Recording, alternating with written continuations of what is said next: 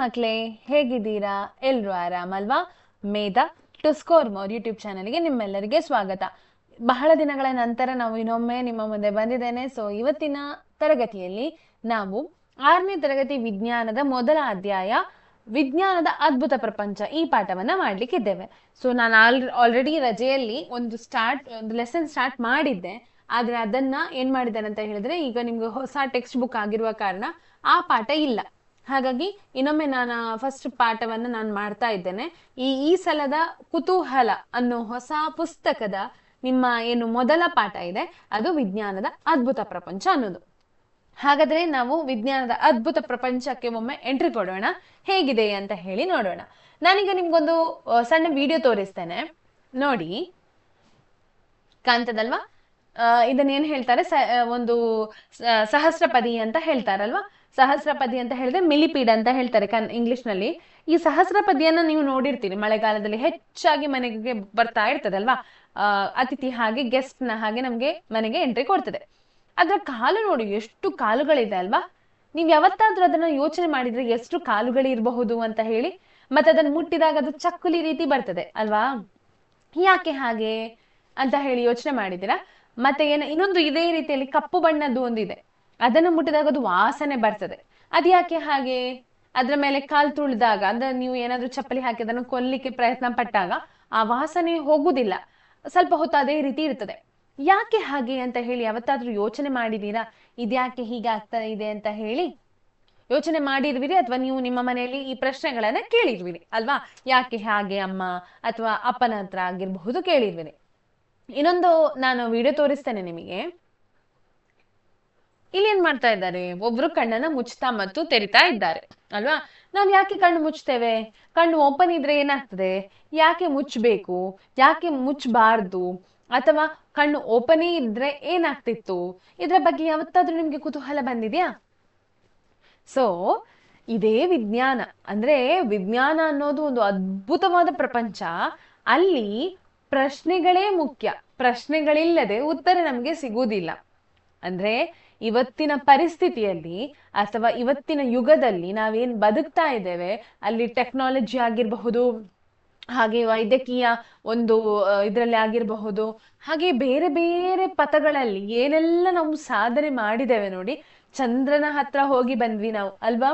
ಹೌದು, ಮಂಗಳನ ಹತ್ರ ಹೋಗಿ ಬಂದ್ವಿ, ಸೂರ್ಯನ ಹತ್ರಕ್ಕೆ ಹೋಗಿ ಸೂರ್ಯ ಹೇಗಿದ್ದಾನೆ, ಆತನ ಕಪ್ಪು ಕಲೆಗಳು, ಅದ್ರ ಬಗ್ಗೆ ಕಲ್ತುಕೊಂಡು ಬಂದ್ವಿ.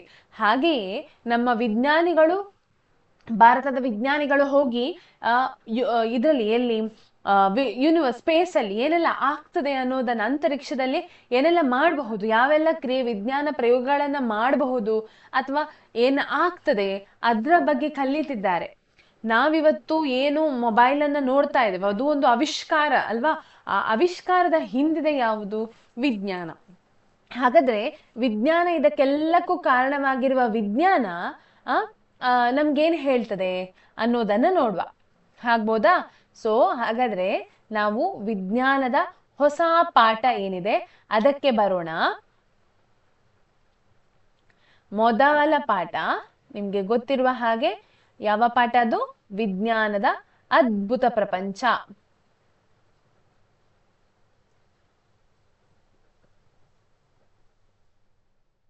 ಓಕೆ, ಬಂದೆವು ನೋಡಿ ವಿಜ್ಞಾನದ ಅದ್ಭುತ ಪ್ರಪಂಚವನ್ನ ನೋಡಲು.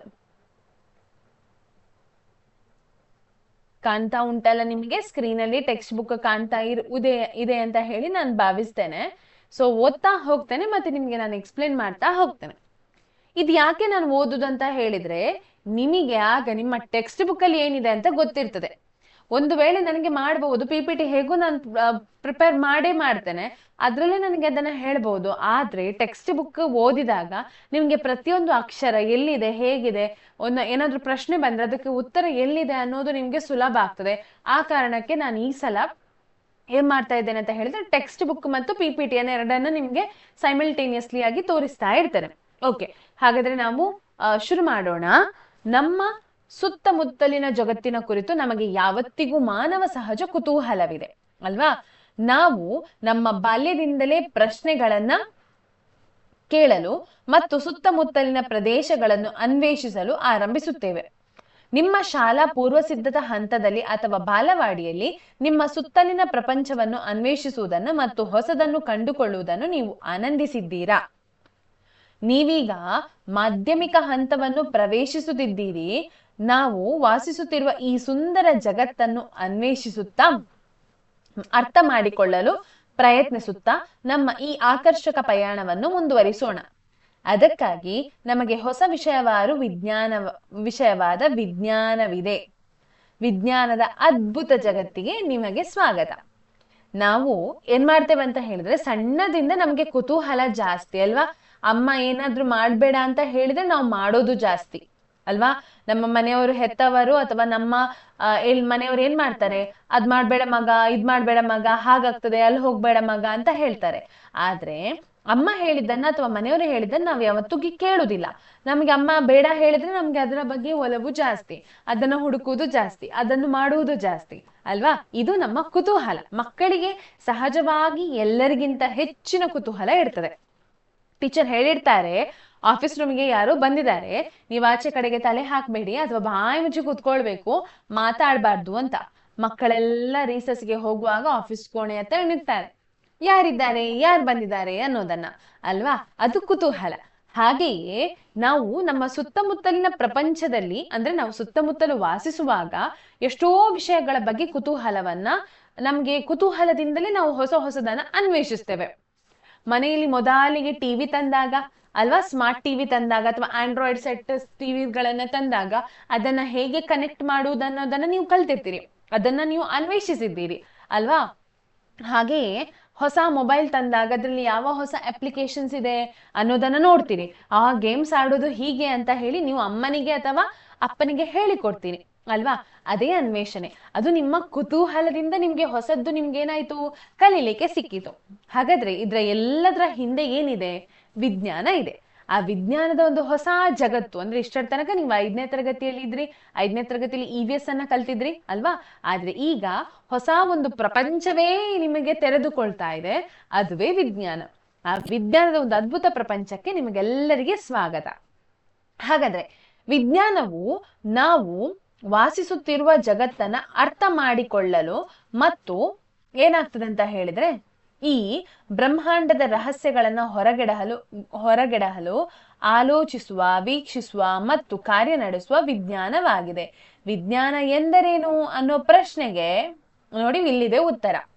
ನಾವು ವಾಸಿಸುತ್ತಿರುವ ಜಗತ್ತನ್ನ ಅರ್ಥ ಮಾಡಿಕೊಳ್ಳಿಕ್ಕೆ ನಮ್ಗೆ ವಿಜ್ಞಾನ ಬೇಕು. ಹಾಗೆಯೇ ಈ ಬ್ರಹ್ಮಾಂಡದ ರಹಸ್ಯಗಳು ಏನಿದೆ ನೋಡಿ, ನಮ್ಗೆ ಗೊತ್ತಿರದ ಎಷ್ಟೋ ವಿಷಯಗಳಿದೆ.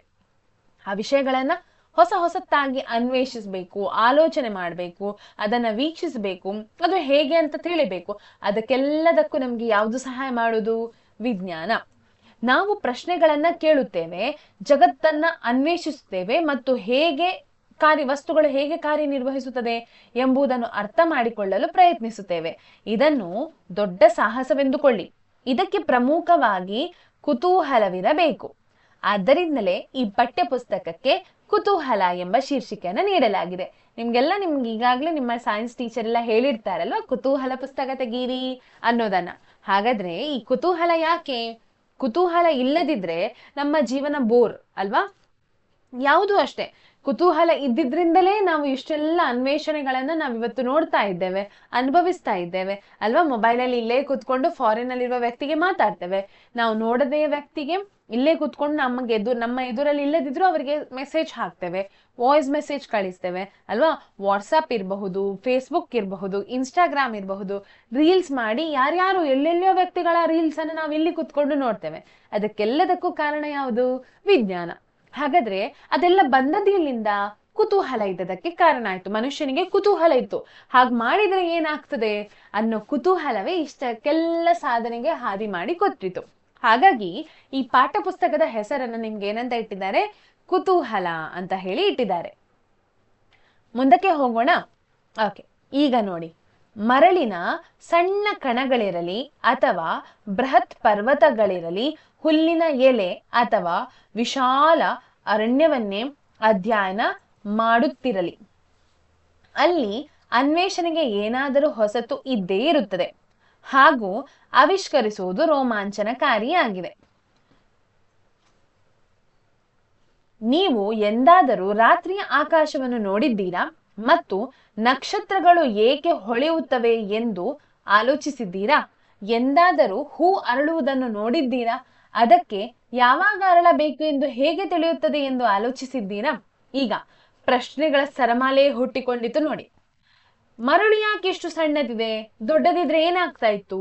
ಪರ್ವತಗಳು ಅಷ್ಟಷ್ಟು ದೊಡ್ಡ ದೊಡ್ಡ ಬಂಡೆಕಲ್ಲುಗಳನ್ನ ಹೊತ್ತಿದೆ. ಅದ್ ಸಣ್ಣ ಸಣ್ಣ ಮರಳಿನ ರೀತಿ ಇದ್ರೆ ಏನಾಗ್ತಾ ಇತ್ತು? ಹುಲ್ಲಿನ ಎಲೆ ಯಾಕೆ ಹಾಗಿದೆ? ಬೇರೆ ಮರದ ಗಿಡದ ಎಲೆ ಯಾಕೆ ಹಾಗಿದೆ ಅಲ್ವಾ? ಬಿದಿರಿನ ಕಾಂಡ ಯಾಕೆ ಹಾಗಿದೆ? ಹಾಗೆ ಅರಳಿ ಮರದ ಕಾಂಡ ಯಾಕೆ ಹಾಗಿಲ್ಲ ಅಲ್ವಾ? ರೋಮಾಂಚನಕಾರಿ ವಿಷಯಗಳು. ಇದೆಲ್ಲಕ್ಕೆ ಆನ್ಸರ್ ಬೇಕು ನಮ್ಗೆ, ಅಂದ್ರೆ ಉತ್ತರ ಬೇಕು. ಹಾಗೆಯೇ ಆಕಾಶ ನೋಡುವಾಗ ನಮ್ಗೆ ಅನ್ನಿಸುವುದಿದೆ, ನಕ್ಷತ್ರಗಳು ಯಾಕೆ ಹೊಳಿತದೆ? ಆದ್ರೆ ಹಾಗೆ ನಕ್ಷತ್ರಗಳಂತೆ ಹೇಗೆ ಕಂಡು ಬರುವ ಕೆಲವೊಂದು ಆಕಾಶ ಕಾಯಗಳು ಹೊಳೆಯುವುದಿಲ್ಲ, ಗ್ರಹಗಳು ಅಲ್ವಾ, ಹೊಳೆಯುವುದಿಲ್ಲ. ಯಾಕೆ ಹೊಳೆಯುವುದಿಲ್ಲ? ಹಾಗೆಯೇ ಹೂ ಯಾಕೆ ಅರಳುತ್ತದೆ? ಹೇಗೆ ಅರಳುತ್ತದೆ? ಅದರ ಬಣ್ಣ ಯಾಕೆ ಹಾಕಿದೆ? ಅದಕ್ಕೆ ಬಣ್ಣ ಹಾಕಿದವರು ಯಾರು? ಅಥವಾ ಅದಕ್ಕೆ ಇದೇ ಟೈಮಲ್ಲಿ ಅರಳ್ಬೇಕಂತ ಹೇಳಿದವರು ಯಾರು? ಇದೇ ಟೈಮಲ್ಲಿ ಗಿಡದಲ್ಲಿ ಮೊಗ್ಗು ಬರ್ಬೇಕಂತ ಹೇಗೆ ಗೊತ್ತಾಗ್ತದೆ ಅಲ್ವಾ? ಇಷ್ಟೆಲ್ಲ ಪ್ರಶ್ನೆಗಳನ್ನ ಇಟ್ಟುಕೊಂಡು ಇದಕ್ಕೆಲ್ಲಕ್ಕೆ ಉತ್ತರವನ್ನ ಹುಡುಕಲು ನಾವು ಹೊರಟಿದ್ದೇವೆ. ಅದಕ್ಕಿಂತ ಮುಂಚೆ ನಾನ್ ನಿಮಗೆ ಒಂದು ಸಣ್ಣ ವಿಡಿಯೋ ತೋರಿಸ್ತೇನೆ, ಬನ್ನಿ. ಕಣ್ಣು ನೋಡಿದ್ರಿ ಅಲ್ವಾ? ಈಗ ನೋಡಿ ಆಕಾಶ ಕಾಣ್ತಾ ಉಂಟಾ? ನಕ್ಷತ್ರಗಳು ನೋಡಿ ಚಂದ ಕಪ್ಪು, ರಾತ್ರಿ ಹೊತ್ತಿನ ಆಗಸದಲ್ಲಿ ನಕ್ಷತ್ರಗಳು ಏನಾಗ್ತಾ ಇದೆ? ಮಿನುಗ್ತಾ ಇದೆ. ಯಾವತ್ತಾದ್ರೂ ಯೋಚಿಸಿದ್ರೆ ಯಾಕೆ ಹೀಗೆ ಮಿನುಗ್ತಾ ಇದೆ ಅಂತ ಹೇಳಿ? ಇಲ್ಲ ಅಲ್ವಾ? ಯಾಕೆ? ಆಕ್ಚುಲಿ ನಕ್ಷತ್ರಗಳು ಯಾಕೆ ಮಿನುಗ್ತದೆ?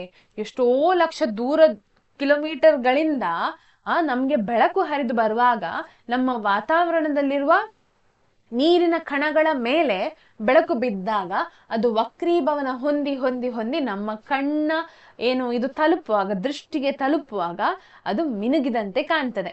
ವಕ್ರೀಭವನ ಅಂದ್ರೆ ಏನು ಅಂತ ಹೇಳಿ ನೀವು ಮುಂದಿನ ತರಗತಿಯಲ್ಲಿ ಕಲಿತೀರಿ, ಆಯ್ತಾ? ಹಾಗೆಯೇ ಮುಂದಕ್ಕೆ ಹೋಗುವುದಾದ್ರೆ ಇನ್ನೊಂದು ಚಂದದ ವಿಡಿಯೋ ತೋರಿಸ್ತೇನೆ ನಾನು ನಿಮ್ಗೆ. ನೋಡಿ, ಚಂದ ಉಂಟಲ್ಲ? ನೋಡುವಾಗಲೇ ಖುಷಿ ಆಗ್ತದೆ. ಹೂ ಎಷ್ಟು ಚಂದದಾಗಿ ಅರಳ್ತದೆ ಅಲ್ವಾ? ಸೊ ಆ ಹೂ ಅರಳಲಿಕ್ಕೆ ಏನ್ ಸಹಾಯ ಆಗ್ತದೆ? ಅದು ಹೇಗೆ ಚಲನೆ ಮಾಡ್ತದೆ? ಅದರ ದಳಗಳು ಹೇಗೆ ಅರಳಿಕೊಳ್ತದೆ? ಯಾಕೆ ಇದೇ ಟೈಮಲ್ಲಿ ಅರಳ್ತದೆ?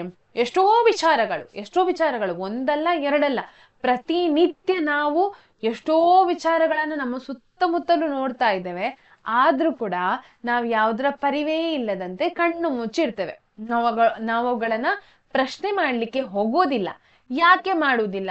ಯಾಕೆ ಅಂತ ಹೇಳಿದ್ರೆ ನಮ್ಗೆ ಹೇಳಿಕೊಟ್ಟದ್ದೇ ಅದು ಅಲ್ವಾ? ಮನೇಲಿ ಹೇಳ್ತಾರೆ, ಪ್ರಶ್ನೆ ಕೇಳಿದೆ, ನನ್ಗೆ ಗೊತ್ತಿಲ್ಲ, ನೀನ್ ಸ್ವಲ್ಪ ಬಾಯಿ ಮುಚ್ಚಿ ಕೂತ್ಕೋ ಅಂತ ಹೇಳ್ತಾರೆ ಅಲ್ವಾ? ಹೌದು. ಓಕೆ, ಈಗ ಒಂದು ಸಣ್ಣ, ನಾನು ನಿಮ್ಗೆ ಟೆಕ್ಸ್ಟ್ ಬುಕ್ಕಿಗೆ ಬರುವ ಈ ಚಿತ್ರಗಳನ್ನ ನೋಡಿದ್ದೀರಿ. ಕಡಲ ತೀರ ನೋಡಿರ್ತೀರಿ, ಸಾಗರದ ಆಳ ಹೇಗಿದೆ ಅನ್ನೋದನ್ನ ನೋಡಿರ್ತೀರಿ, ಹಾಗೂ ನಮ್ಮ ಒಂದು ಗ್ಯಾಲಕ್ಸಿಯ ಒಂದು ನೋಟ ಏನಿದೆ, ಗ್ಯಾಲಕ್ಸಿ ಹೇಗಿದೆ ಅನ್ನೋದನ್ನ ಕೂಡ ನೀವು ನೋಡಿದ್ದೀರಿ ಅಲ್ಲ? ಈ ಚಿತ್ರ ಕಾಣ್ತಾ ಇದೆ, ಅದ್ರಲ್ಲಿ ಉಂಟು, ಹಾಗಾಗಿ ನಾನು ನಿಮ್ಗೆ ತೋರಿಸ್ತಾ ಇಲ್ಲ. ಓಕೆ, ಈಗ ಮುಂದಕ್ಕೆ ಬರೋಣ ನಾವು. ಇವೆಲ್ಲವೂ ವಿಜ್ಞಾನದ ಮೂಲಕ ಬೆಳಕಿಗೆ ಬಂದ ಅನೇಕ ರಹಸ್ಯಗಳಲ್ಲಿ ಕೆಲವು ಉದಾಹರಣೆಗಳು ಮಾತ್ರ. ವಿಜ್ಞಾನದ ಅತ್ಯಂತ ರೋಚಕವೆನಿಸುವ ವಿಚಾರವೆಂದರೆ ಅದು ಸರ್ವವ್ಯಾಪಿ. ಸಾಗರದ ಆಳದಿಂದ ವಿಶಾಲ ಬಾಹ್ಯಾಕಾಶದವರೆಗೆ, ಅಡುಗೆ ಮನೆಯಲ್ಲಿ ತಯಾರಿಸುವ ಅಡುಗೆಯಿಂದ ಆಟದ ಮೈದಾನದಲ್ಲಿ ಏನು ನಡೆಯುತ್ತಿದೆ ಎಂಬಲ್ಲಿನವರೆಗೆ ಆಗಾಗ್ಗೆ ಹಲವು ಅಭೂತಪೂರ್ವ ಆವಿಷ್ಕಾರಗಳು ಇಂತಹ ಅನಿರೀಕ್ಷಿತ ತಾಣಗಳಿಂದಲೇ ಬಂದಿದೆ. ಆಯ್ತಾ? ನೋಡಿ, ನಾನು ನಿಮ್ಗೊಂದು ಉದಾಹರಣೆ ಕೊಡ್ತೇನೆ.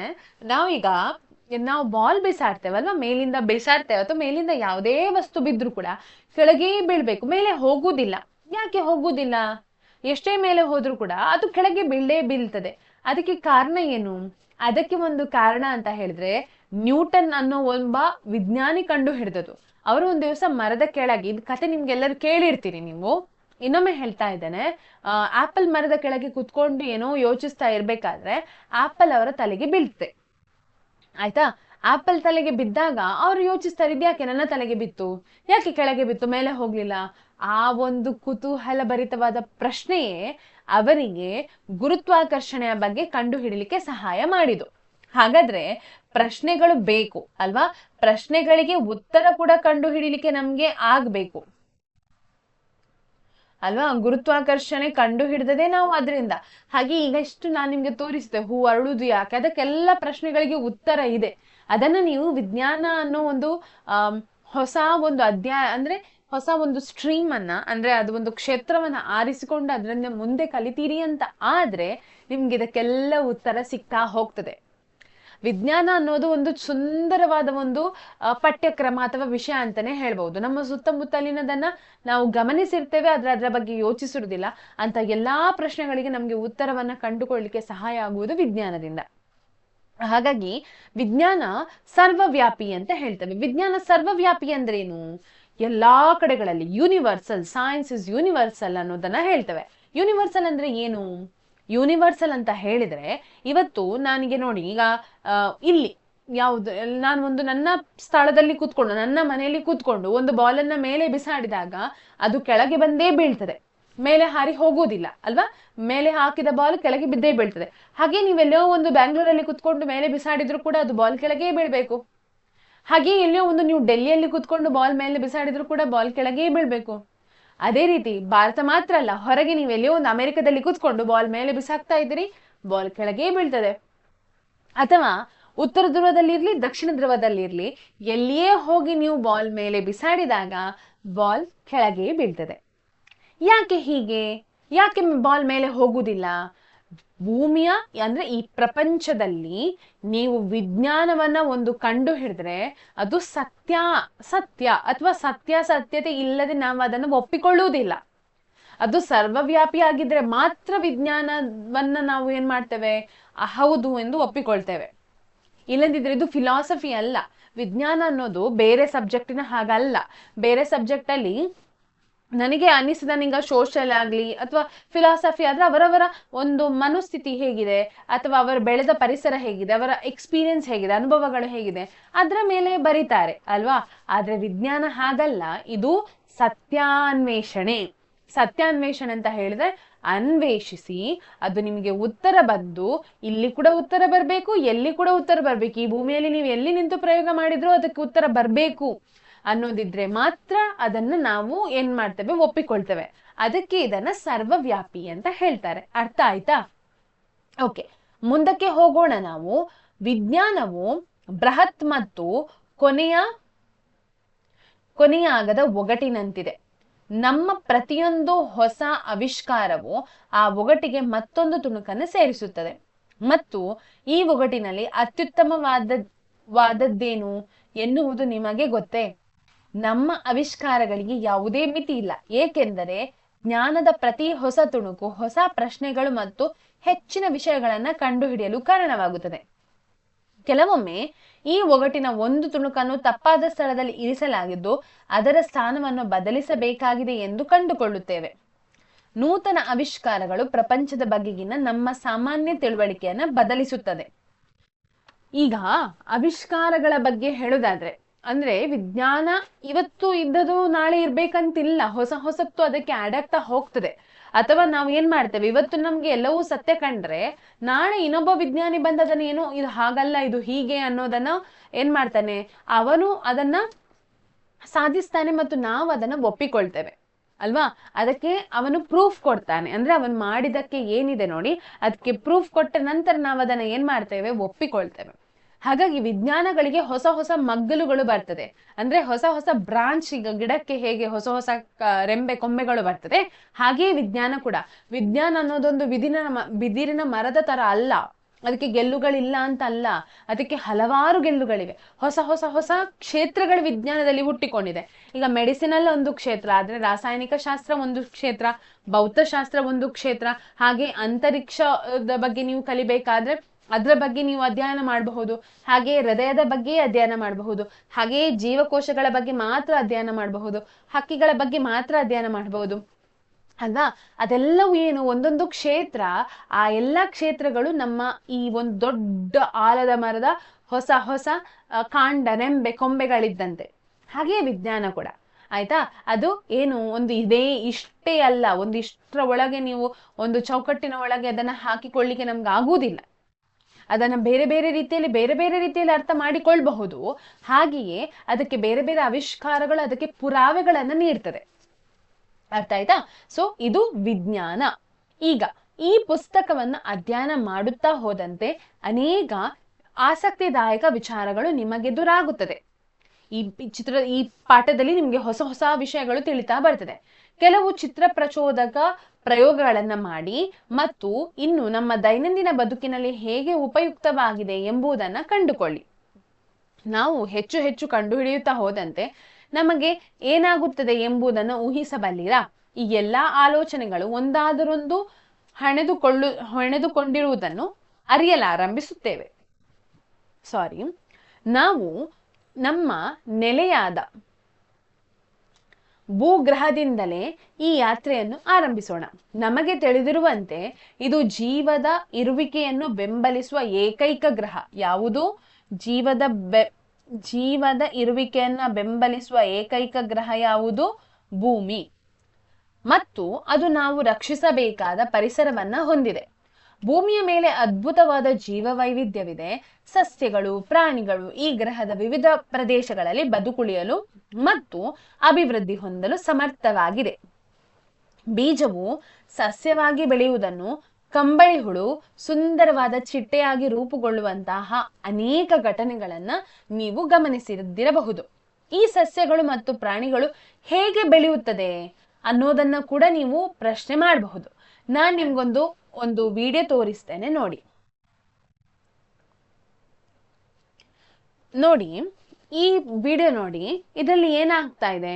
ಆ ಕಂಬಳಿ ಹುಳು ಪ್ಯೂಪವಾಗಿ ಬದಲಾಗ್ತಾ ಉಂಟು. ಹಾಗೆಯೇ ಸ್ವಲ್ಪ ಸಮಯ ಬಿಟ್ರೆ ಅದರಿಂದ ಹೊರಗೆ ಬಂದ ಪ್ಯೂಪ ಏನಾಗ್ತದೆ? ಚಿಟ್ಟೆಯಾಗಿ ಪರಿವರ್ತನೆ ಆಗ್ತದೆ ಅಲ್ವಾ? ಚಿಟ್ಟೆಯಾಗಿ ಪರಿವರ್ತನೆ ಆಗ್ತದೆ. ಈ ಚಿಟ್ಟೆಯಾಗಿ ಪರಿವರ್ತನೆ ಆಗುವಂತಹ ಒಂದು ಸುಂದರವಾದ ರೂಪ ಪರಿವರ್ತನೆ ಏನಿದೆ ನೋಡಿ, ಈ ಭೂಮಿಯಲ್ಲಿ ಅದೊಂದು ವಿಚಿತ್ರವಾದದ್ದು ಮತ್ತು ಸುಂದರವಾದ ಕ್ಷಣಗಳನ್ನ ನಮ್ಮ ಕಣ್ಣಿಗೆ ಕೊಡ್ತದೆ. ಆಗ ಹೂ ಅರಳುವುದನ್ನ ನೀವು ನೋಡಿರಬಹುದು, ಎಷ್ಟು ಚಂದ ಅಲ್ವಾ? ಹಾಗೆ ಹೂಗಳು ಬಣ್ಣ ಬಣ್ಣಗಳನ್ನ ಹೊಂದಿದೆ. ಹಾಗೆ ನಮ್ಮ ಕಣ್ಮನಗಳನ್ನ ಸೆಳೀತದೆ. ಇದು ಸುಂದರವಾದ ಭೂಮಿಗೆ ಅಂದ್ರೆ ಒಂದು ಏನಂತ ಕಿರೀಟ ಇದ್ದಂತೆ. ಹಾಗೆ ಭೂಮಿ ಅನ್ನೋದು ಬೇರೆ ಬೇರೆ ಗ್ರಹಗಳಲ್ಲಿ ಭೂಮಿ ಅನ್ನೋದು ಒಂದೇ ಒಂದು ಗ್ರಹ.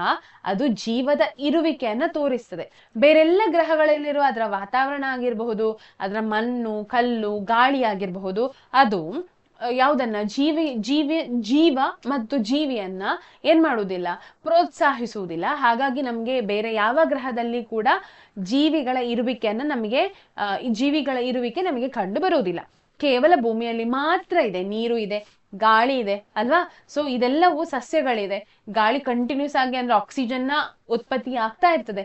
ಇದೆಲ್ಲವೂ ಈ ಭೂಮಿಯಲ್ಲಿ ಮಾತ್ರ ಸಾಧ್ಯ. ಹಾಗೆ ಈ ಭೂಮಿ ಅನ್ನೋದು ಒಂದು ಸುಂದರವಾದ ಪ್ರಪಂಚ ಅಂತ ಹೇಳ್ಬಹುದು.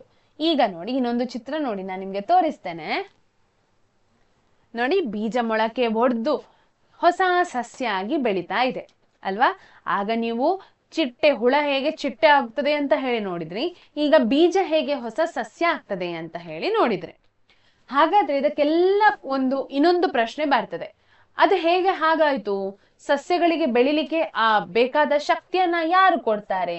ಹಾಗೆಯೇ ಪ್ರಾಣಿಗಳಿಗೆ ಬೆಳಿಲಿಕ್ಕೆ ಆ ಶಕ್ತಿಯನ್ನ ಯಾರು ಕೊಡ್ತಾರೆ ಅನ್ನೋದನ್ನ ಕೇಳೋದಾದ್ರೆ, ಈಗ ಜೀವಿಗಳಿಗೆ ಶಕ್ತಿ ಎಲ್ಲಿಂದ ಸಿಗ್ತದೆ ಅನ್ನೋದನ್ನ ನೋಡ್ಬೇಕಾಗ್ತದೆ ನಾವು. ಹಾಗೆ ನೋಡ್ಬೇಕಾದ್ರೆ ನಮಗೆ ಕಂಡು ಬರುವಂತಹದ್ದು ವಾಸ್ತವವಾಗಿ ದೇಹದ ಬೆಳವಣಿಗೆಗೆ ನಮಗೆ ಆಹಾರದ ಅವಶ್ಯಕತೆ ಇದೆ. ವಿಶೇಷವಾಗಿ ಭಾರತದಂತಹ ಬೃಹತ್ ಮತ್ತು ವೈವಿಧ್ಯಮಯ ದೇಶದಲ್ಲಿ ಆಹಾರವು ತುಂಬಾ ಅದ್ಭುತವಾಗಿರುತ್ತದೆ.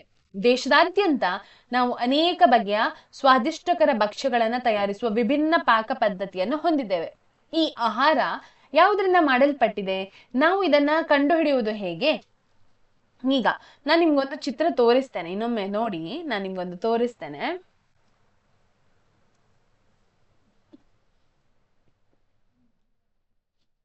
ಈ ನೋಡಿ, ಇದೊಂದು ಏನ್ ಕಾಣ್ತಾ ಉಂಟು ನಿಮ್ಗೆ? ತಾಲಿ ಕಾಣ್ತಾ ಉಂಟಲ್ವಾ? ಆಹಾರ ಬಟ್ಟಲು. ಆ ಬಟ್ಟಲಲ್ಲಿ ರೋಟಿ ಇಟ್ಟಿದ್ದಾರೆ ಅಲ್ವಾ? ಹಾಗೆ ಸಬ್ಜಿ ಇಟ್ಟಿದ್ದಾರೆ, ಪನ್ನೀರ್ನ ಪದಾರ್ಥ ಇದೆ, ಸಾಂಬಾರ್ ಇದೆ, ಸ್ವಲ್ಪ ಅನ್ನ ಇದೆ, ಅದ್ರ ಮೇಲೆ ದಾಲ್ ಇದೆ ಅಲ್ವಾ? ರಾಜ್ಮಾ ಇದೆ, ಬೇರೆ ಬೇರೆ ಬೇರೆ ಬೇರೆ ಪದ್ಧತಿ ಅಂದ್ರೆ ಆಹಾರಗಳಿರ್ತದೆ. ಇದನ್ನೇ ನೀವು ನಿಮ್ಮ ಊರಲ್ಲಿ ತಿಂತೀರಾ? ಅಥವಾ ನಾವು ರೋಟಿ ತಿಂತೇವಾ? ರೊಟ್ಟಿ, ಅಕ್ಕಿ ರೊಟ್ಟಿ ತಿಂತಾರೆ, ಜೋಳದ ರೊಟ್ಟಿ ತಿಂತಾರಲ್ವಾ. ನಾರ್ತ್ ಕರ್ನಾಟಕ ಕಡೆ ಹೋದ್ರೆ ಜೋಳದ ರೊಟ್ಟಿ ತಿಂತಾರೆ, ಸೌತ್ ಕರ್ನಾಟಕ ಕಡೆ ಬಂದ್ರೆ ರೈಸ್ ತಿಂತಾರೆ. ನಾವು ದಕ್ಷಿಣ ಕನ್ನಡ ಮತ್ತು ಉಡುಪಿ ಅವರು ಜಾಸ್ತಿ ರೈಸ್ ತಿನ್ನುವವರು ಅಲ್ವಾ. ಹಾಗೆ ಶಿವಮೊಗ್ಗ, ನೀವು ಹಾಸನ ಆಚೆ ಹೋದ್ರೆ ಮುದ್ದೆ ತಿಂತಾರೆ ಅಲ್ವಾ, ಮೈಸೂರೆಲ್ಲ ಮುದ್ದೆ ತಿಂತಾರೆ. ಸೊ ಇದೆಲ್ಲವೂ ನೋಡಿ, ಇಡೀ ದೇಶ ಒಂದೇ, ಆದ್ರೂ ಅದರ ಖಾದ್ಯಗಳು ಏನಿದೆ ನೋಡಿ, ಅದು ಬೇರೆ ಬೇರೆ. ಒಂದು ಪರಿಸರದಿಂದ ಇನ್ನೊಂದು ಪರಿಸರಕ್ಕೆ ಹೋಗುವಾಗ ಬದಲಾಗ್ತದೆ, ಒಂದೇ ರೀತಿ ಇಲ್ಲ. ಅವರ ವಾತಾವರಣ, ಹವಾಮಾನಕ್ಕೆ ಅನುಗುಣವಾಗಿ ಅಲ್ಲಿಯ ಜನರು ಆ ರೀತಿಯ ಆಹಾರ ಪದ್ಧತಿಗೆ ಏನಾಗಿದ್ದಾರೆ, ಒಗ್ಗಿಕೊಂಡಿದ್ದಾರೆ ಅಲ್ವಾ. ಇದ್ರಲ್ಲೇ ಇಷ್ಟು ವೈವಿಧ್ಯತೆ ಇರ್ಬೇಕಾದ್ರೆ, ಒಂದು ನಮ್ಮ ಸಣ್ಣ ದೇಶದಲ್ಲಿ ಇಷ್ಟು ವೈವಿಧ್ಯತೆ ಬಗೆಯ ಆಹಾರಗಳೇ ಇರ್ಬೇಕಾದ್ರೆ, ನೀವು ಯೋಚಿಸಿ, ಇಡೀ ವಿಶ್ವದಲ್ಲಿ ಎಷ್ಟು ರೀತಿಯ, ಎಷ್ಟು ಬಗೆಯ ಆಹಾರ ಖಾದ್ಯಗಳನ್ನ ಅವರು ಸೇವಿಸ್ತಾರೆ ಅಲ್ವಾ. ಹಾಗೆಯೇ ಇಷ್ಟು ಮಾತ್ರ ಅಲ್ಲ, ಪ್ರಾಣಿ ಪಕ್ಷಿಗಳನ್ನ ನೀವು ನೋಡಿರಬಹುದು. ಒಂದು ಪ್ರದೇಶದಲ್ಲಿ ನೋಡಿ, ಈಗ ನಾವು ಭಾರತೀಯರು, ನಾವು ಸ್ವಲ್ಪ ಕೆಂಪು ಬಣ್ಣದವರು ಅಲ್ವಾ, ನಾವು ಯೂಶುವಲಿ ಕಂಪೇರ್ ಮಾಡಿದ್ರೆ. ಹಾಗೆ ಆ ಯುರೋಪಿಯನ್ನರು ಬಿಳಿ ಬಣ್ಣದವರು ಅಂತ ಹೇಳ್ತಾರೆ, ಅಂದ್ರೆ ಅವರು ಚರ್ಮ ಸ್ವಲ್ಪ ಬಿಳಿ ಇರುವ ಕಾರಣ ಅವರು ಬಿಳಿ ಬಣ್ಣದವರು. ಹಾಗೆ ಆಫ್ರಿಕನ್ನರು, ಅವರ ಚರ್ಮದ ಬಣ್ಣ ಏನಾಗಿರ್ತದೆ, ಕಪ್ಪಾಗಿರ್ತದೆ ಅಲ್ವಾ, ಕಂದು ಬಣ್ಣ ಅಂತ ಹೇಳ್ತೇವೆ ನಾವು. ಕಪ್ಪು ಹೇಳುದಿಲ್ಲ, ಕಂದು ಬಣ್ಣ ಅಂತ ಹೇಳ್ತೇವೆ. ಸೊ ಈ ಬಣ್ಣದ ಮೇಲೆ ಯಾಕೆ ವೈವಿಧ್ಯತೆ ಇಷ್ಟು, ಅಲ್ಲಿ ಯಾಕೆ ಹಾಗೆ, ಎಲ್ಲರೂ ಒಂದೇ ರೀತಿ ಇಲ್ಲ. ಆ ಚೈನೀಸ್ ಅವರ ಕಣ್ಣು ನೋಡಿ ಅಲ್ವಾ, ಅದ್ಯಾಕೆ ಹಾಗೆ. ಜಪಾನೀಸ್ ಅವರನ್ನು ನೋಡಿ, ನಮ್ಗೆ ಅವರನ್ನು ನೋಡುವಾಗ ಗೊತ್ತಾಗ್ತದೆ ಅವರು ಇದೇ ಪ್ರದೇಶದಿಂದ ಬಂದವರು ಅನ್ನೋದು. ಅದು ಅವರು ವಾಸಿಸುವ ವಾತಾವರಣಕ್ಕೆ ಅನುಗುಣವಾಗಿದೆ ಅಲ್ವಾ. ಇಷ್ಟೆಲ್ಲ ವೈವಿಧ್ಯತೆಯನ್ನು ಹೊಂದಿದ ಭೂಮಿ ಮಾತ್ರ ಏನಾಗಿದೆ ಅಂದ್ರೆ, ಅದು ನೋವು ಪಡ್ತಾ ಉಂಟು ಈಗಿನ ಜನರೇಷನ್ಗೆ. ನಾವೇನು ಹೇಳ್ತೇವೆ, ಪರಿಸರ ಮಾಲಿನ್ಯ ಆಗಿರಬಹುದು, ಇದರ ಬಗ್ಗೆ ಹೇಳ್ತೇವೆ ಅಲ್ವಾ. ಸೊ ಅದು ನೋವು ಪಡ್ತಾ ಉಂಟು. ಆದ್ರೆ ಅದರ ಬಗ್ಗೆ ನಾವೀಗ ಮಾತಾಡ್ಲಿಕ್ಕೆ ಹೋಗುದು ಬೇಡ, ಇನ್ನೊಮ್ಮೆ ನಾನು ಲೆಸನ್ ಮಾಡುವಾಗ ಅದರ ಬಗ್ಗೆ ಹೇಳ್ತೇನೆ. ಈಗ ನಾವು ಪಾಠಕ್ಕೆ ಬರೋಣ. ಸೊ ಅಷ್ಟು ವೈವಿಧ್ಯತೆಯನ್ನ ನಾವು ಏನ್ ಮಾಡ್ತೇವೆ, ಈ ಭೂಮಿಯಲ್ಲಿ ನಾವು ಕಂಡಿದ್ದೇವೆ. ಹಾಗಾದ್ರೆ ಎಷ್ಟು ವಿಸ್ಮಯಕಾರಿಯಾಗಿರ್ಬೇಡ ಅಲ್ವಾ ಭೂಮಿ ಅಲ್ವಾ. ನೋಡಿ, ಎಷ್ಟೊಂದು ವಿಷಯಗಳು, ಸಣ್ಣ ವಿಚಾರ, ಒಂದು ಆಹಾರ ಅಂತ ಒಂದು ಸಣ್ಣ ವಿಚಾರವನ್ನ ಹಿಡಿದುಕೊಂಡು ನಾವು ನೋಡುವಾಗ ಇಷ್ಟೆಲ್ಲ ಬಗೆಯ ನಮ್ಗೆ ಏನು ಸಿಕ್ಕಿತ್ತು, ಹೊಸ ಹೊಸ ಹೊಸ ರೀತಿಯ ಒಂದು ಆಹಾರ ಖಾದ್ಯಗಳು ಸಿಕ್ಕಿತ್ತು. ಅದು ಖಾಲಿ ನೀವು ಕರ್ನಾಟಕವನ್ನೇ ತೆಗೆದುಕೊಂಡು ನೋಡುದಾದ್ರೂ ಕೂಡ ನಮ್ಗೆ ಅಷ್ಟು ಬಗೆಯ ಆಹಾರ ಪದ್ಧತಿಗಳು ಸಿಗ್ತದೆ. ಈಗ ಈ ಆಹಾರ ಅಂತ ಹೇಳಿದ ತಕ್ಷಣ, ಈ ಆಹಾರಗಳು ಎಲ್ಲಿಂದ ಸಿಗ್ತದೆ, ಸಸ್ಯ ಮೂಲಗಳಿಂದ ಸಿಗ್ತದಾ ಅಥವಾ ಪ್ರಾಣಿ ಮೂಲಗಳಿಂದ ಸಿಗ್ತದಾ, ಅದು ಕೂಡ ಇಂಪಾರ್ಟೆಂಟೇ ಅಲ್ವಾ. ಸೊ ನಾವೀಗ ಆಹಾರ ಪದ್ಧತಿ ಎಲ್ಲಿಂದ ಸಿಗ್ತದೆ ಅನ್ನೋದನ್ನ ನೋಡುವ. ಸೊ ಪಾಠಕ್ಕೆ ಇನ್ನೊಮ್ಮೆ ಹೋಗುವ. ಪಾಠಕ್ಕೆ ಈಗ ಖಂಡಿತ ಅಲ್ಲ ನಿಮ್ಗೆ. ಓಕೆ ನೋಡಿ, ಬದುಕಲು ನಮಗೆ ಆಹಾರದ ಜೊತೆಗೆ ನೀರು ಬೇಕು. ನೀರು ಅಂತಹದೊಂದು ಆಹ್ಲಾದಕರ ವಸ್ತು. ನೀವು ಎಂದಾದರೂ ಮಳೆಯಲ್ಲಿ ಓಡಾಡಿದ್ದೀರಾ? ಮಳೆ ನೀರ ಹೊಂಡದಲ್ಲಿ ಜಿಗಿದಿದ್ದೀರಾ? ಏಕೆ ಮತ್ತು ಹೇಗೆ ಮಳೆ ಸುರಿಯುತ್ತದೆ ಎಂದು ನೀವು ಎಂದಾದರೂ ಅಚ್ಚರಿಗೊಂಡಿದ್ದೀರಾ? ಈಗ ನಾನು ನಿಮ್ಗೊಂದು ಇನ್ನೊಂದು ತೋರಿಸ್ತೇನೆ. ಇದು ನಿಮ್ಗೆಲ್ಲರಿಗೆ ಗೊತ್ತಿರಬಹುದು. ಇದೆಲ್ಲ ಹೆಚ್ಚಾಗಿ ಮಕ್ಕಳಲ್ವ ನೀವು, ಅದಕ್ಕೋಸ್ಕರ ನಾನು ನಿಮ್ಗೆ ಇದನ್ನ ತೋರಿಸಿದ್ದೆ. ನೋಡಿ, ಇದು ಯಾರು ಗೊತ್ತುಂಟಾ ನಿಮಗೆ? ಕಾರ್ಟೂನ್ ನೋಡೋ ಮಕ್ಕಳಿಗೆ ಗೊತ್ತಿರ್ತದೆ. ಇದು ಪೆಪ್ಪಾ ಪಿಗ್ ಅನ್ನೋ ಒಂದು ಕಾರ್ಟೂನ್. ಅದ್ರಲ್ಲಿ ಪೆಪ್ಪಾ ಅನ್ನೋ ಒಂದು ಸಣ್ಣ ಪಿಗ್ ಅಂತ ಹೇಳಿದ್ರೆ ಹಂದಿ, ಅದ್ರ ಅಪ್ಪ ಅಮ್ಮ ಮತ್ತು ಅದ್ರ ಒಂದು ಸಣ್ಣ ತಮ್ಮ, ಆಯ್ತಾ. ಇವರೆಲ್ಲ ಏನ್ ಮಾಡ್ತಾ ಇದ್ದಾರೆ, ಆ ನೀರಿನಲ್ಲಿ ಜಿಗಿದಾಡ್ತಾ ಇದ್ದಾರೆ. ನಾವೆಲ್ಲ ಸಣ್ಣದಿರುವಾಗ ಇದನ್ನು ಮಾಡಿರ್ತೇವೆ, ನೀವು ಕೂಡ ಮಾಡಿರ್ತೀರಿ. ಶಾಲೆಗೆ ಹೋಗುವಾಗ ದಾರಿಯಲ್ಲಿ ಮಳೆ ನೀರು ನಿಂತ ಹೊಂಡದಲ್ಲಿ ಒಮ್ಮೆಗೆ ಕಾಲು ಹಾಕಿ ಹಾರಿ ನೋಡಿರ್ತೀರಿ. ಅಥವಾ ಶಾಲೆಗೆ ಹೋಗುವಾಗ ಬೇಡ, ಮನೆಯಲ್ಲೇ ಆಗಿರ್ಬಹುದು ಅಥವಾ ಶಾಲೆಯಲ್ಲೇ ಆಗಿರ್ಬಹುದು, ಗ್ರೌಂಡ್ ಅಲ್ಲಿ ನೀರು ತುಂಬಿದ್ರೆ ಅದ್ರ ಮೇಲೊಮ್ಮೆ ಕಾಲು ಹಾಕಿಕೊಂಡು ನೀವು ಚಂದ ಮಾಡಿ ಡಾನ್ಸ್ ಮಾಡಿಕೊಂಡು ಹೋಗಿರ್ತೀರಿ ಅಲ್ವಾ. ಯಾಕೆ ಖುಷಿ ಆಗ್ತದಲ್ವಾ, ಮಳೆಯಲ್ಲಿ ಆಟ ಆಡ್ಲಿಕ್ಕೆ ಭಾರಿ ಖುಷಿ ಆಗ್ತದೆ ಒದ್ದೆ ಆಗಿಕೊಂಡು. ಆದ್ರೆ ನೀವ್ ಯಾವತ್ತಾದ್ರೂ ಪ್ರಶ್ನೆ ಮಾಡಿದ್ದೀರಾ, ಮಳೆ ಹೇಗೆ ಉಂಟಾಗ್ತದೆ ಅನ್ನೋದು, ಆ ಮೋಡ ಹೇಗೆ ಉತ್ಪತ್ತಿ ಆಗ್ತದೆ ಅನ್ನೋದು? ಅದನ್ನು ನಾವ್ ಇವತ್ತು ನೋಡುವ. ನಾನು ನಿಮ್ಗೆ ಇನ್ನೊಂದು ವಿಡಿಯೋ ತೋರಿಸ್ತೇನೆ. ಏನಿದು? ಮೋಡಗಳು ಅಲ್ವಾ, ಕಪ್ಪು ಮೋಡಗಳು ಚಲಿಸ್ತಾ ಉಂಟು. ಹಾಗಾದ್ರೆ ಈಗ ಅದನ್ನ ನೋಡಿದಾಗ ಏನಾಗ್ತದೆ, ನೋಡಿದವರಿಗೊಂದು ಡಿಸೈಡ್ ಮಾಡಬಹುದು ಈಗ ಮಳೆ ಬರ್ತದೆ ಅನ್ನೋದು. ಯಾಕೆ? ಆ ಕಪ್ಪು ಮೋಡಗಳು ಹೋಗ್ತಾ ಇದ್ರೆ ಮಳೆ ಸುರಿಸುವಂತಹ ಮೋಡಗಳು ಅಂತ ಹೇಳ್ತೇವೆ ಆ ಕಪ್ಪು ಮೋಡಗಳನ್ನ. ಸೊ ಆ ಮೋಡಗಳಿಂದ ಏನಾಗ್ತದೆ ಮಕ್ಕಳೇ, ಮಳೆ ಬರ್ತದೆ ಅಲ್ವಾ. ಈಗ ಆ ಮೋಡಗಳಿಗೆ ಮಳೆಯನ್ನ ಸುರಿಸ್ಲಿಕ್ಕೆ ಹೇಳಿದವರು ಯಾರು, ಹೇಗೆ ಸುರಿಸ್ತದೆ ಅನ್ನೋದನ್ನ ನೋಡೋದಾದ್ರೆ ನೋಡಿ, ನೀವು ತಂಪು ಮಾಡಿದಾಗ ಅದು ನೀರನ್ನ ತಂಪು ಮಾಡಿದಾಗ ಅದು ಹೆಪ್ಪುಗಟ್ಟಿ ಮಂಜುಗಡ್ಡೆ ಆಗುತ್ತದೆ ಮತ್ತು ಕಾಸಿದಾಗ ಕುದ್ದು ಹಬೆಯಾಗುತ್ತದೆ ಎಂಬುದನ್ನು ನೀವು ಗಮನಿಸಿದ್ದೀರಾ? ನೋಡಿರ್ತೀರಿ ನೀವು ಅಲ್ವಾ. ಬೇಸಿಗೆಯಲ್ಲಿ ತಂಪು ನೀರು ಕುಡಿಯುವುದು ಅಥವಾ ಚಳಿಗಾಲದಲ್ಲಿ ಬೆಚ್ಚಗಿನ ನೀರಿನಿಂದ ಸ್ನಾನ ಮಾಡುವುದು ನಿಮಗೆ ಮುದ ನೀಡುತ್ತದೆಯೇ? ಮಾಡಿರ್ತೀರಲ್ವಾ, ಬೇಸಿಗೆಯಲ್ಲಿ ತಣ್ಣಗೆ ನಾವು ಸ್ನಾನ ಮಾಡುದು, ಹೊರಗೆ ಬಿಸಿ ಇರುವ ಕಾರಣ. ಹಾಗೆ ಚಳಿಗಾಲದಲ್ಲಿ ತುಂಬಾ ಚಳಿ ಆಗ್ತಾ ಇರ್ತದೆ, ನಾವು ಅದಕ್ಕೆ ಬಿಸಿ ನೀರು ಮಾಡಿ ಸ್ನಾನ ಮಾಡ್ತೇವೆ. ಬಿಸಿ ಮತ್ತು ತಂಪನ್ನು ನಾವು ಹೇಗೆ ಅರ್ಥ ಮಾಡಿಕೊಂಡಿದ್ದೇವೆ? ಅದು ನೀರಿರಲಿ, ಜ್ವರವೇರಿದ ನಮ್ಮ ದೇಹವೇ ಆಗಿರಲಿ, ಅದು ಎಷ್ಟು ಬಿಸಿಯಾಗಿದೆ ಎಂದು ಕಂಡುಕೊಳ್ಳುವುದು ತುಂಬಾ ಮಹತ್ವಪೂರ್ಣವೇ ಅಲ್ವಾ. ಈಗ ನಾನು ಮಳೆ ಬರುವ ಬಗ್ಗೆ ನಾನು ನಿಮ್ಗೆ ಹೇಳ್ತೇನೆ, ಅದನ್ನ ನೋಡುವ. ಮತ್ತೆ ತಾಪಗಳ ಬಗ್ಗೆ ನೋಡ್ತೇನೆ, ನಾನು ನಿಮ್ಗೆ ಹೇಳ್ತೇನೆ, ಆಯ್ತಾ. ಈಗ ಮಳೆ ಹೇಗೆ ಬರ್ತದೆ ಅನ್ನೋದನ್ನ ನೋಡುದಾದ್ರೆ ನಿಮಗೆಲ್ಲ ಗೊತ್ತಿದೆ, ಸಮುದ್ರದ ನೀರು, ಸಮುದ್ರ ಇದ್ರೆ, ಈಗ ಇದು ಸಮುದ್ರ ಆಯ್ತಾ, ಇದು ಭೂಮಿ, ಇಲ್ಲಿ ಸಮುದ್ರ, ಇಲ್ಲಿ ಏನಿದೆ, ಗಿಡ ಮರಗಳಿದೆ ಆಯ್ತಾ, ಗಿಡ ಮರಗಳಿದೆ, ಅಥವಾ ಮನುಷ್ಯ ಇಲ್ಲಿ ನಿಂತಿದ್ದಾನೆ ಆಯ್ತಾ. ಈ ಸಮುದ್ರದ ನೀರು ಸೂರ್ಯನ ಬೆಳಕು ಬಿದ್ದಾಗ ಈ ನೀರು ಆವಿ ಆಗ್ತದೆ. ಆವಿಯಾಗಿ ಎಲ್ಲಿ ಹೋಗ್ತದೆ? ಮೇಲೆ ಮೇಲೆ ಮೇಲೆ ಹೋಗ್ತದೆ ಆಯ್ತಾ.